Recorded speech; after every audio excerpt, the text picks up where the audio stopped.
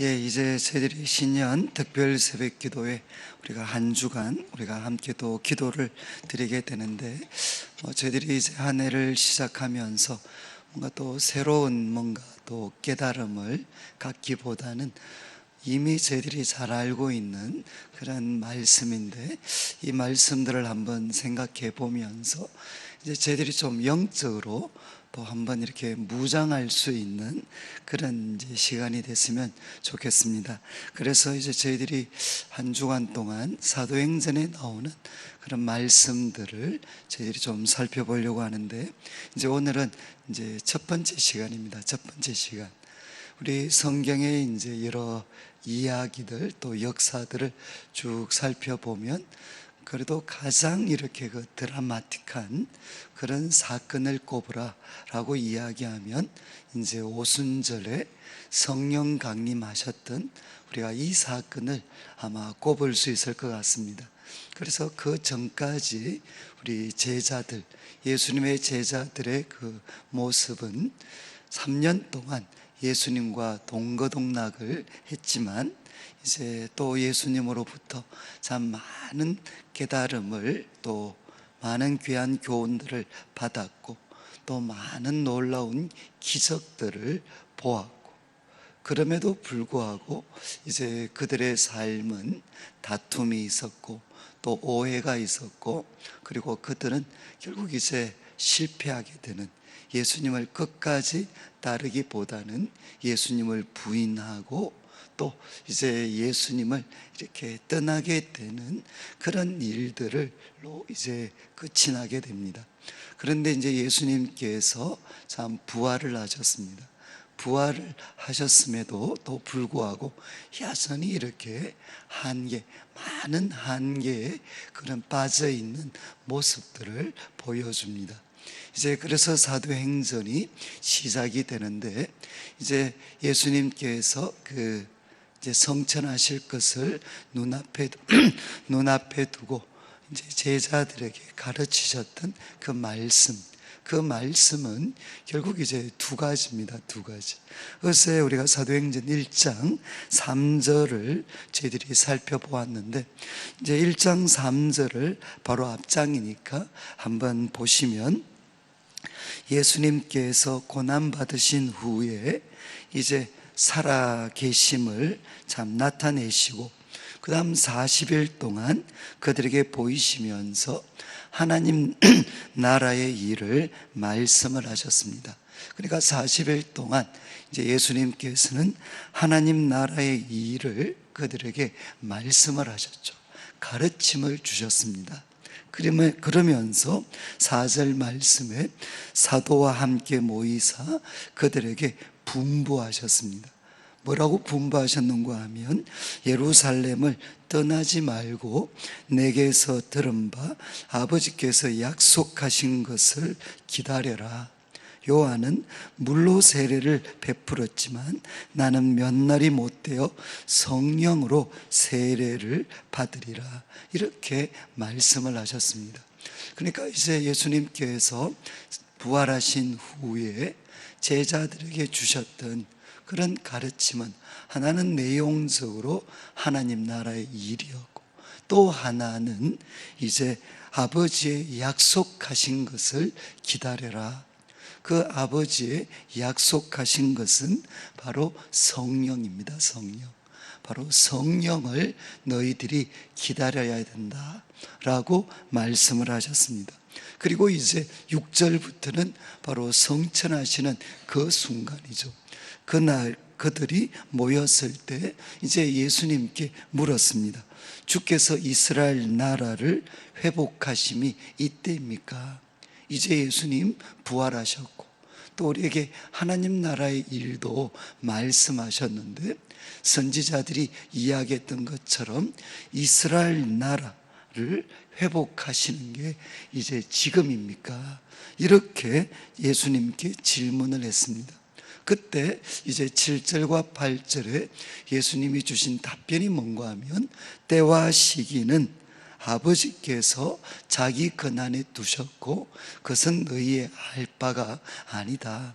그러면서 도전하신 것이 오직 성령이 너희에게 임하시면 너희가 권능을 받을 거다. 그리고 예루살렘과 온 유대와 사마리아와 땅끝까지 이르러 내 증인이 될 것이다. 그래서 너희들이 가져야 되는 관심은 이스라엘 나라가 지금 회복되느냐, 이것이 아니라 바로 아버지의 약속하신 것, 성령, 너희가 성령을 통해서 권능을 받아가지고 이제는 흩어지게 되는데, 그곳이 예루살렘 그리고 유대 사마리아 땅끝까지 이르러서 이제는 나의 증인이 되는 것, 바로 거기에 너희가 초점을 맞추어야 된다. 이렇게 예수님이 가르침을 주셨고, 그 가르침을 따라서 예수님이 성천하신 후에는 이제 14절을 보면 여자들과 예수의 어머니 마리아 그리고 예수의 아우들과 더불어서 예수님의 제자들이 마음을 같이하여 저녁 기도에 힘을 쓰게 됩니다. 그런 가운데 이제 2장 1절에 보면 오순절 날이 이르게 되었을 때 그들이 다 같이 한 곳에 모여 있었습니다. 기도하면서 그들이 한 곳에 모여 있었고 아버지의 약속하신 것을 기다리고 있었을 때 2절 말씀에 보면 홀연히 하늘로부터 급하고 강한 바람 같은 소리가 있었습니다. 그러니까 이제 급하고 강한 바람 소리가 그들에게 주어졌습니다. 그리고 그들이 앉은 온 집에 가득했죠. 그래서 급하고 강한 바람이라는 것은 이것은 능력입니다. 능력. 그리고 또 3절에 마치 불의 혀처럼 갈라지는 것들이 그들에게 보였는데 각 사람 위에 하나씩 임하여 있었다는 거죠. 여기서 이제 불의 혀라는 것은 역시 능력이고 그리고 태우는 것입니다. 그들 속에 있었던 욕망이나 연약함이나 불신이나 이 모든 것들을 태워버리고, 특별히 그것은 불의 혀라고 해서 이제는 앞으로 정인이 되는 것과 연관되어졌고, 이 불의 혀가 한 사람 한 사람 각 사람 위에 임하여 있었다는 겁니다. 그래서 4절 말씀에 그들이 다 성령의 충만함을 받고 성령이 말하게 하심을 따라서 다른 언어들로 말하기 시작을 했다는 겁니다. 그래서 이들이 성령에 충만하여졌습니다. 그리고 성령의 말하게 하심을 따라서 다른 방언으로 말하게 되었습니다. 저는 이제 이 말씀 저희들이 대하면서 이제 바로 이 순간을 기점으로 해서 제자들은 정말 모든 것이 다 달라지게 됩니다. 그래서 그 후에 이제 사람들이 참 이 술 취한 거 아니냐 이렇게 이야기했을 때 14절에 베드로가 제자들을 대표해서 이야기를 합니다. 이 일이 어떤 성격의 일인지를 설명을 하면서 이제 17절부터 이 일은 아침인데 제자들이 술 취한 게 아니고 하나님께서 선지자 요엘을 통해 말씀하신 것이 성취되어진 사건이다. 그때 요엘 선지자가 무엇을 예언했는가 하면 말세에 하나님께서 내 영을 모든 육체에 부어줄 거다. 하나님께서 하나님의 영을 모든 육체에 부어주면 너희 자녀들은 예언하고 젊은이들은 환상을 보고 늙은이는 꿈을 꾸게 될 거다. 그리고 남종과 여종들에게 하나님의 영을 부어주시면 그들이 예언하게 될 거다. 그래서 그들이 살아가야 될 그 시대가 정말 이렇게 험한 시대를 살아가게 되지만, 그러나 그럼에도 불구하고 주의 이름을 굳게 붙잡아서 그리고 그 어두운 시대에 결국 앞으로 드러나는 것처럼 예수 그리스도의 복음을 통해 하나님의 놀라운 구원의 역사를 섬기는 그런 일들이 일어날 거라고 예언했는데, 이 말씀이 성취된 사건이다 라고 그들에게 이야기를 했습니다. 그런 다음에 이제 22절부터는 예수님에 대한 이야기를 합니다.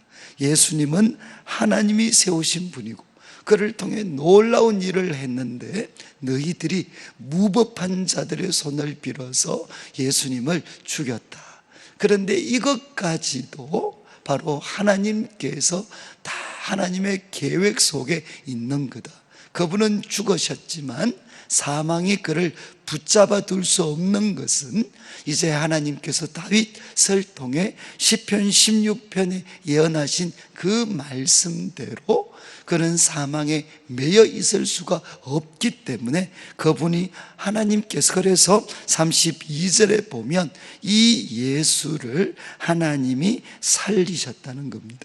그리고 우리는 이 일의 증인이고, 그리고 33절에 바로 이 예수님께서 약속하신 성령을 우리에게 부어 주셨다는 겁니다. 그래서 이제 36절에 그런즉 이스라엘 온 집은 확실히 알아야 되는데 너희가 십자가에 못 박은 이 예수를 하나님은 주와 그리스도가 되게 하셨다, 이렇게 증거를 했습니다. 여러분, 성령님께서 그들에게 임하게 되고 그들을 충만하게 사로잡았을 때 제자들은 이제 하나님의 말씀을 깨닫게 됐습니다.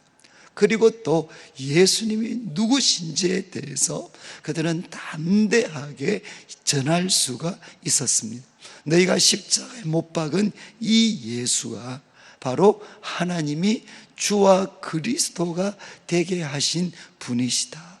예수 그리스도에 대해서 명확하게 깨닫고 그리고 그분을 증거하게 되었습니다.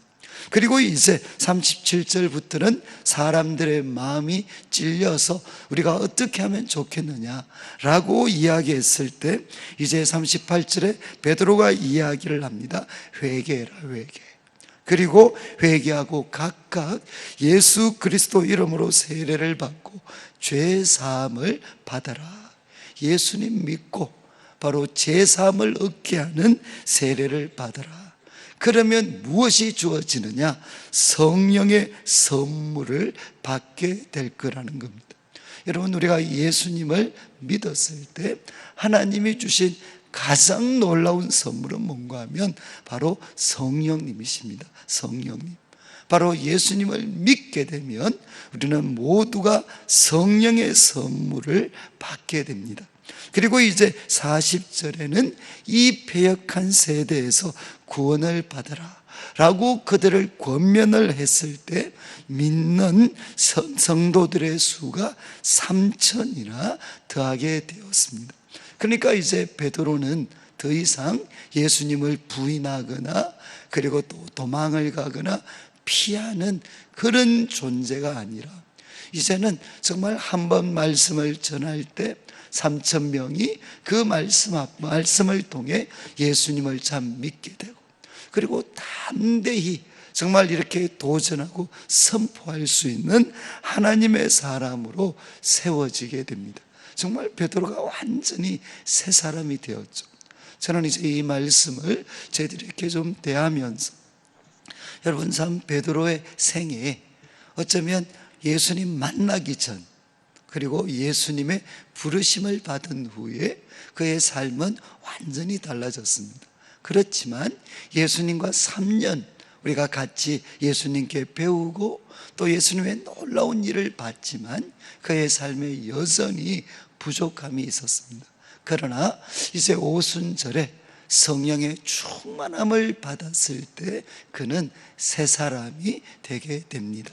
성령에 충만하여서 이제는 자기 의지대로 살아가는 게 아니라 성령에 사로잡혀서 살아가게 되고 이제 그를 통해서 놀라운 일들이 일어나게 됩니다. 여러분, 이거는 이제 우리가 이렇게 우리 경건한 또 하나님께 쓰임 받았던 사람들이 있습니다. 그런데 참 이렇게 역사 좋은 예를 들면 존 웨슬레라든가 이런 여러 인물들이 있습니다. 그러면 참 그분들이 이렇게 어떻게 하면 내가 하나님 앞에 참 쓰임 받는 사람이 될 수 있을까? 그래서 그들이 참 의지적으로 많은 노력들을 기울입니다. 그렇지만 대부분의 경우에 그들의 섬김과 사역과 거룩한 삶에서 참 이렇게 실패를 겪습니다. 그리고 또 좌절을 합니다. 그래서 내가 어떻게 하면 정말 한 번밖에 없는 삶을 하나님 앞에 좀 바르게 살아갈 수 있을까? 그리고 능력 있게 살아갈 수 있을까? 고민을 하고 또 좌절 가운데 있을 때 그때 주님께서 결국 열어주시는 일이 뭔가 하면 그들을 성령으로 충만하게 세우십니다. 여러분, 이제 뭐 성령 세례가 한 번이냐 두 번이냐, 이건 제가 볼 때 별로 의미가 없는 질문입니다.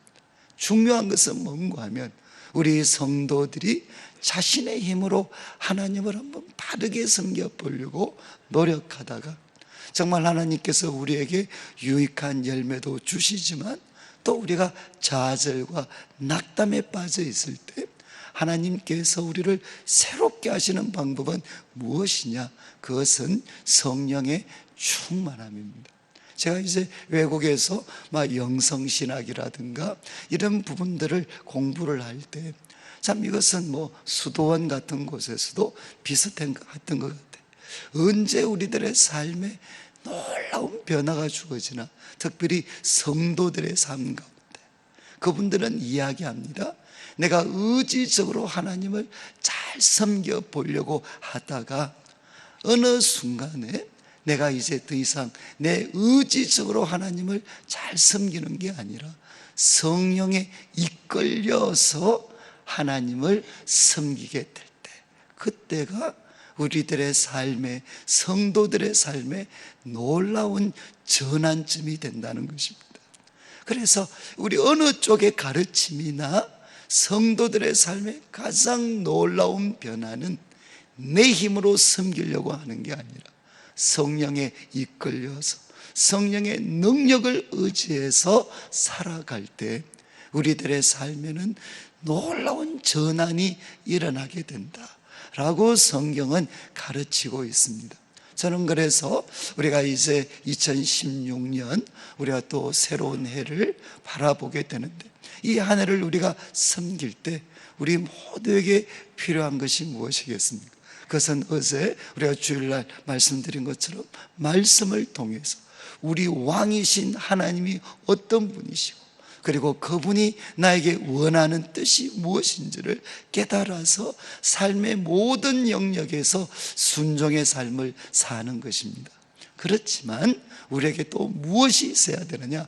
그러한 삶을 살 수 있는 능력이 있어야 됩니다. 아무리 의지적으로 노력을 하고 결심을 해도 그것은 또 이렇게 얼마 가지 못합니다. 우리에게 필요한 것은 무엇인가 하면 결단과 함께 성령의 도우심이 필요합니다. 제가 과거에는 아마 이런 말씀을 드렸던 것 같아요. 도대체 성령 충만이 뭐냐? 성령 충만. 저는 이제 내성교회 이제 대학부 그때 있을 때 우리 박이천 목사님, 그분은 성령 이런 쪽 은사 이런 거에 대해서 강조하시는 분이 아닙니다. 그런데 그분이 이제 성경에 대해서 정말 정통하신 분이시죠. 그분이 저희들 대학생들 앉혀놓고 또 이렇게 신학교 가면 꼭 하시는 말씀이 있어요. 야, 성령 충만이 뭔 줄 아냐? 성령 충만하지 않을 때는 세상은 이따만하게 크게 보이고 하나님은 이렇게 보이는 게 성령 충만하지 않을 때다. 그런데 성령 충만해지면 어떻게 되느냐? 바로 하나님은 이따만하게 크게 보이고 바로 우리를 둘러싸고 있는 세상은 요만하게 보이는 게 성령 충만이다. 이렇게 말씀을 하셨어요. 저는 이때까지 성령 충만에 대해서 수많은 정의를 들었지만 그분 설명만큼 명쾌했던 적이 잘 없는 것 같아요. 여러분, 지금 저도 제가 참 이 한 해 동안 참 우리 교회 앞으로도 또 수많은 일들, 이런 일들을 또 하고 해결을 하고 또 이 세상 대구 땅에 영향을 미쳐야 되고, 뭔가 좀 우리 또 한국 교회에도 좀 새로운 바람과 도전을 불어넣는 교회도 좀 되고, 그리고 우리 성도님들의 삶이 세상 정말 구석구석에서 하나님 나라를 확정해 가야 되는 삶을 살아야 되고, 또 우리 다음 세대들, 청년들도 잘 섬겨야 되고, 교회 여러 가지 필요들도 또 잘 해결을 해 가야 되고, 또 우리 성도들 가운데 어려움과 고통 가운데 있는 분들도 우리가 잘 도와야 돼요. 얼마나 많은 필요가 있습니까? 그러면 막 그 문제 자체 압도가 되어버려요. 그러면 정말 문제는 너무나도 크게 보이고, 우리가 가진 힘과 능력은 너무나도 작게 보이는 그런 어떤 두려움, 이걸 어떻게 할 수 있나, 어떻게. 그런데 우리가 성령에 충만하면, 바로 우리가 섬기는 하나님은 어떤 분이시냐, 천지와 만물을 창조하셨고 우리를 너무나도 사랑하셔서 독생자 예수 그리스도를 주셔서 그분이 십자가에 죽게 하실 만큼 우리를 사랑하신 분이시고, 또 하나님께서는 그 죽었던 예수 그리스도를 살리셔서 정말 죽음의 권세를 깨뜨리시고 우리같이 보잘것없고 부족했던 그 제자들을 통해서 바로 세상을 바꾸게 하는 놀라운 사람으로 만드셨던 하나님이 누구시냐? 우리가 믿는 하나님이십니다.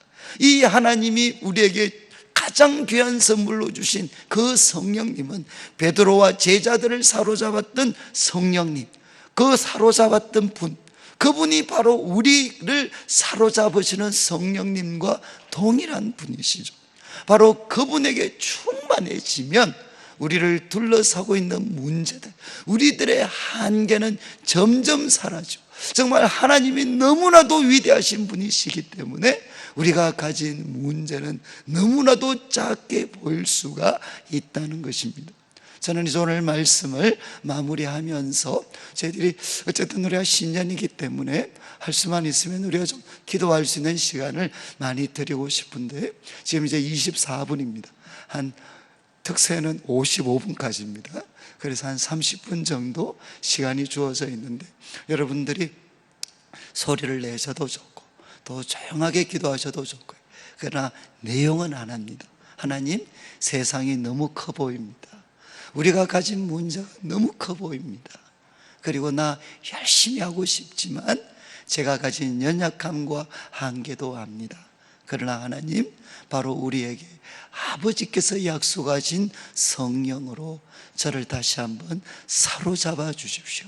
저를 성령으로 충만하게 하셔서 다시금 제 마음속에, 제 영혼 속에 하나님은 너무나도 위대하신 분이시고 제가 가진 문제가 그 하나님에 비하면 너무나도 작은 것임을 깨닫게 해 주셔서 하나님이 이 한 해 동안 저의 삶 속에 성령의 역사가 나타나게 해 주십시오.